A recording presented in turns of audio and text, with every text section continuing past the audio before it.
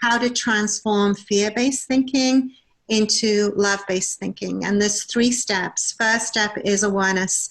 First part of awareness is to know what your mind does consciously when you're in fear. So listen to the inner dialogue, turn the volume up on the inner dialogue, write it down in a journal so you can see it. It's out of the ruminating part of the brain and it's on a piece of paper.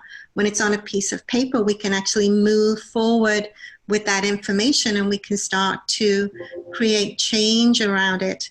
I also recommend when people are working with me one-on-one, I'll have a conversation with the subconscious mind, secretly raise up some information that way. I also have a meditation that pulls up information from the subconscious. But if you're working alone and you're working by yourself, a good thing to do is to set intentions with your dreams, to ask your dreams to bring forward any information that you benefit from knowing on a conscious level that's ready to be transformed from fear into a more love-based conversation. So that's the first step. And I recommend that you spend like at least 5 days in that process of fully illuminating what the fears are saying. And it may feel to some people a little counterintuitive because we tend to want to not look at it. We tend to want to correct our thinking and make it more positive rather than go towards it first, turn up the volume, turn up the light, fully illuminate what the voices of fear are saying, because then we can uproot them by their root and transform them on a deeper level. So that's step 1. Step 2 is just about stating it in its opposite positive form in a way that reflects what you want to create, not what you believe is true. And also talking about fear can be a little tricky because it's not necessarily that you're walking around afraid, like I'm afraid of this happening. It's more a subtle, or it can be more a subtle negative narrative that can be running your manifestation and creating through the back door something that you don't want to be creating. So a good way to see if that's happening is to really just look in your life and look, is your life reflecting back to you something that you don't want, an experience that you don't want, a situation that you don't want, a reality that's not really jiving with what you want to manifest.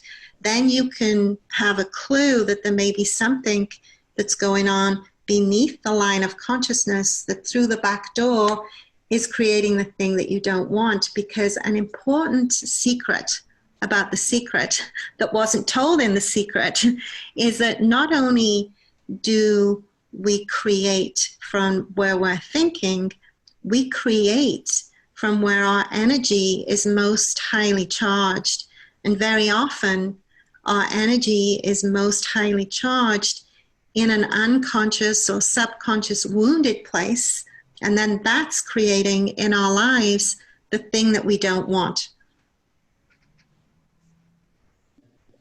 So I think that that's usually the best litmus test to see if you are working or if your subconscious is working you rather than you being in right relationship with your subconscious mind so that it's aligned and working with you to manifest what you're wanting. So step 2, state it in its opposite positive form, whether you believe it's true or not. Most likely you won't, in a way that reflects what you want to manifest. So then step 3 in the cycle of transforming fear-based thinking into love-based thinking is it has 2 parts to it. The first part I call practice, and the second part I call nourishment. So practice means every time you notice these thoughts popping up in your mind, you stop it. You say stop, and you change it into its opposite positive direction. And you do that as much as you can. There's a Buddhist practice, maybe Giovanni will know better than I do, but I think it's called Trungpa, which means to catch a discursive thought or a discursive emotion. In the very first moment you catch it, you transform it. So to kind of be in a practice of being vigilant to the thoughts and vigilant to the emotion, to really be practicing excellent self-care by noticing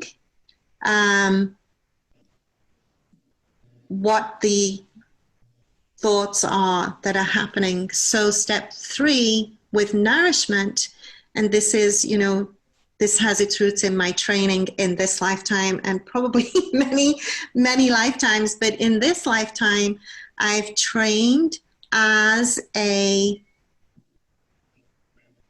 Sherpa. Thank you, Giovanni. I've trained as a hypnotherapist. So as a hypnotherapist, I know that we want to make friends with and talk to the subconscious mind to change the thoughts on a subconscious level.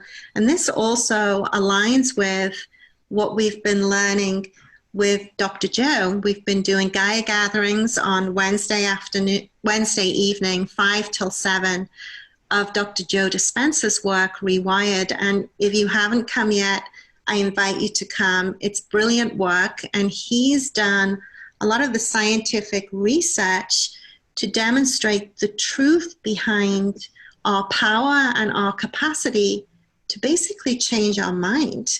And when we change our mind, we rewire our physiology. We basically change our neural pathways. We create new neural messaging that goes on, and we can then create from there a new reality.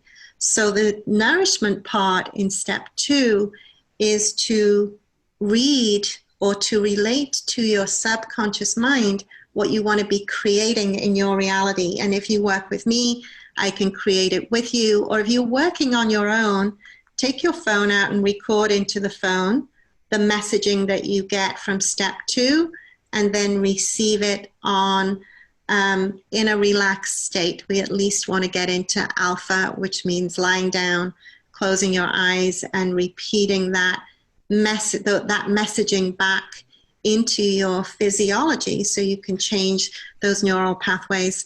All right.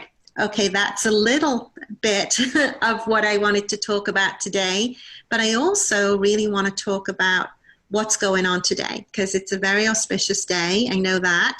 And I know that Dean knows more than I do about what that means. And then I want to ground that information in a meditation that really sort of benefits us during this auspicious time to get this opportunity really grounded in our system. So with all that said, I'll hand it over to you, Dean, if you want to tell us about what's going on today.